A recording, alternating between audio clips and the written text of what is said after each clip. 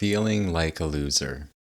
If you feel like a loser, then you're in the right place, my friend. You're in company, because that is a feeling that I have carried quite a bit throughout this life. Sometimes I feel it more than others. I know that a couple months after publishing my most recent book, I think because I had just shared something so charged and vulnerable with the world, I went through a period. There was a couple weeks there where I was like pretty sunken into a state of really questioning all of my major life decisions up to that point, basically. I felt, I just felt like a loser. I think I was like emotionally triggered because I had shared something really raw with the world, and I shared it to a very small audience because I had spent like almost a decade leading up to that publication, living like a monk and not building an audience. So I shared this book to a very small number of people. I got some really strong positive feedback from the people that read it, both strangers and friends and acquaintances. And afterwards, it's just kind of like there was silence. And it didn't kind of begin taking on a momentum of its own. And so I found myself in this moment where I really had a crisis of faith. I thought, what on earth am I doing? I thought to myself, okay, I'm in my mid-30s now, and I see all the people around me living normal lives. They got out of high school years ago, got good careers, and now they're established people. And I had made, in contrast, some extremely unusual life choices to take me to where I was in that moment. I had spent most of my 20s living in cabins that I built in the woods with friends and alone, and that was pretty unusual, especially to do it for so many years, to be living without electricity, without running water. And it was adventurous, and it felt amazing. I didn't even question it while I was doing it. But from this place, I was like, man, what the hell have I been doing with my life?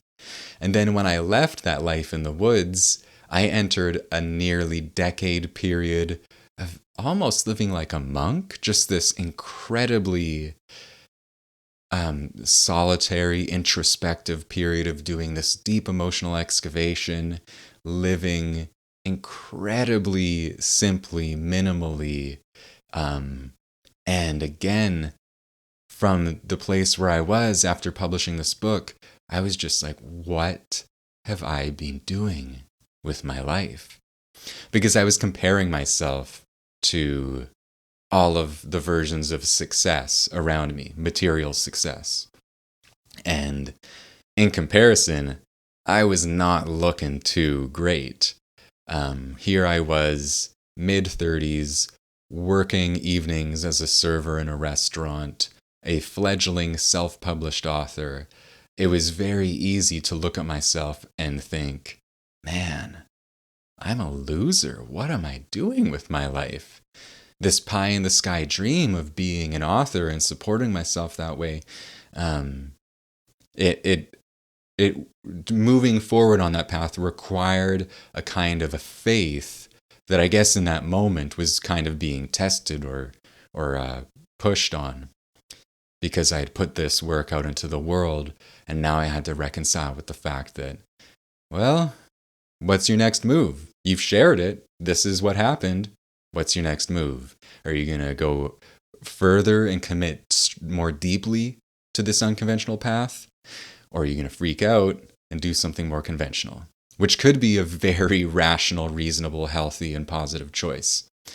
And so I carried on in this existential questioning and this self-deprecating pattern of thoughts, really seeing myself as a loser for a while. For, like I said, there was a couple weeks where I was really just like, what have I done with my life?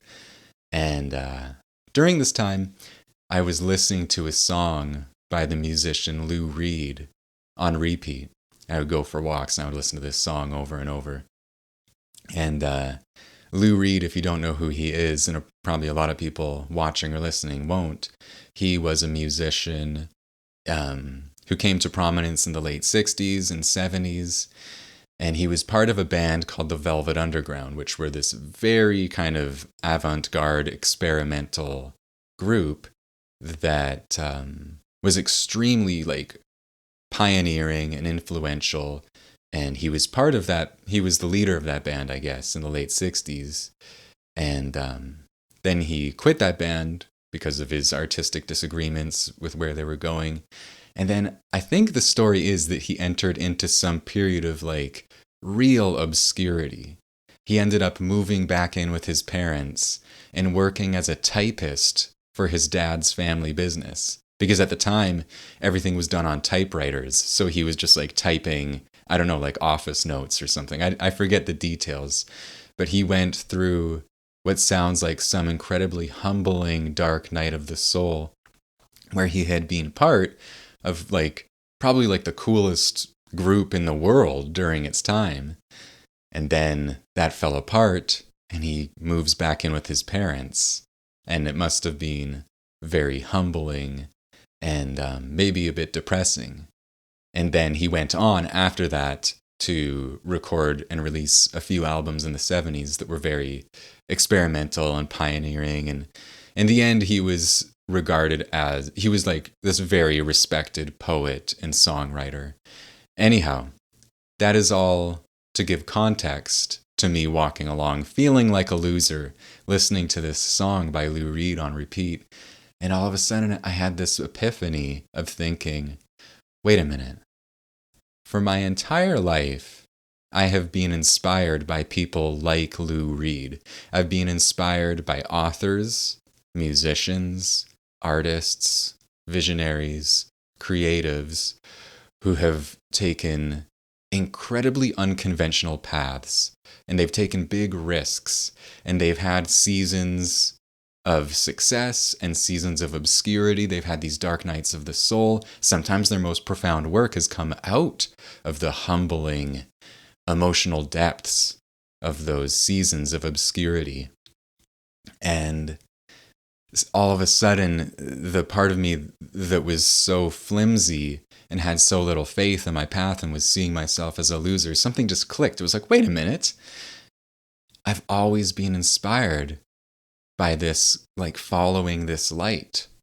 And it takes you unconventional places.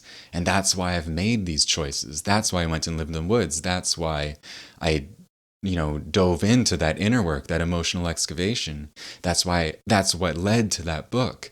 And it's just something about that realization. It was like grounding me back into the motivation behind all of these unconventional choices, the motivation behind because I had been comparing myself to the norms of society, whatever those are. Because I don't know if like normal people really exist. Everybody has depth, everybody has complexity, everybody has challenges. But I was trying to compare myself to this other reality. And it was shaking me and scrambling me and confusing me. And there was just this moment of feeling grounded to like, wait a minute, no. What's always inspired me is following something that feels really meaningful. And it might cause me to make choices that appear foolish on the surface. But there's some reason for it. It's building something. I'm learning and growing on this deep level. I'm learning and growing as a man. I'm learning and growing as a writer. And once I connected to that, I was like, oh, we're doing just fine. However unsuccessful materially I am at this moment, it's part of a very sacred path, and I can feel it, and it feels so good. A couple days after that moment of realization, I was at work. I work evenings as a server in a restaurant, and a coworker approached me after work, and I think that she had been following the posts I'd been making on social media about my book. She'd checked out some of the videos I made. I don't know if she had read the book yet, but we'd established a level of familiarity and comfort with each other over time. But I think because of that, and then her checking out what I had been creating and sharing with the world, she came up to me after work and started confiding all of these challenges she was going through.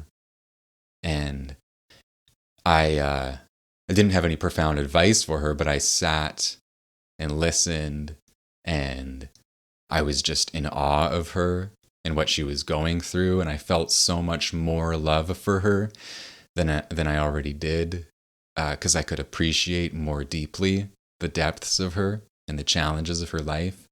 And yeah, I think what I came away from that conversation with is just a deeper feeling of appreciation and love for someone because they had shared some of what they were going through.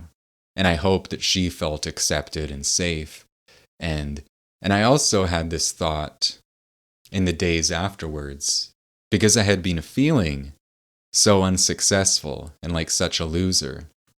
I thought to myself, wait a minute, Miles, your book might not be selling a certain number of copies at this moment, but because of what you're doing with it, someone came up to you and they trusted you and they felt safe. And I don't know if there's a more extraordinary measure of success than people feeling safe around you, people feeling like they can trust you. And perhaps more than that, actually being a person who is safe, being a person who's worthy of people's trust. And that was a very profound realization, because a part of my mind that isn't very sophisticated, it sees success as something that can be measured in a material way. It's a number of followers, it's a number of sales, it's a very measurable material thing. But there's this other, more essential reality where, hey, if people are coming up to you and trusting you, and not only that, you're actually a safe person and you give them an experience of acceptance and safety, that is a form of success. That it might be one of the greatest forms of success, That's a form of success that is so much deeper than that material success. To actually be a safe person, to be trustworthy, to be kind, to be accepting. And that was a little taste of that, a little glimpse of that. And it grounded me again into this more essential vision of what my life is and of what success might really mean to me. And though I may, on a material level, if I compare myself to others, feel very inadequate, if I'm becoming a safer, more trustworthy person, that's a whole other game. And that's like the game of heaven. It's such a beautiful, sacred thing. And it often happens to me where there's that voice that creeps into my mind that's comparing me to others. It's feeling self-deprecating, self-loathing. Why aren't you being more successful? Why aren't you doing more? Why aren't you achieving more? And it can be very helpful to remind myself that, yeah, it's good to set goals. It's good to have material objectives.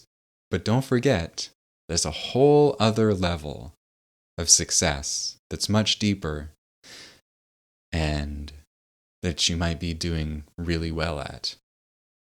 Anyhow, those are just some thoughts that I wanted to share on this whole subject of feeling like a loser, and then connecting to a bigger perspective of what this really is and how much good is already here right now. I hope you enjoyed this. If you did, as always, you can let me know. You can comment, you can like, you can subscribe, you can turn on the notifications so that you find out when new episodes are published. If you're interested in checking out my book, How to Open the Heart, you will find links to that in the description. And until next time, have a beautiful day.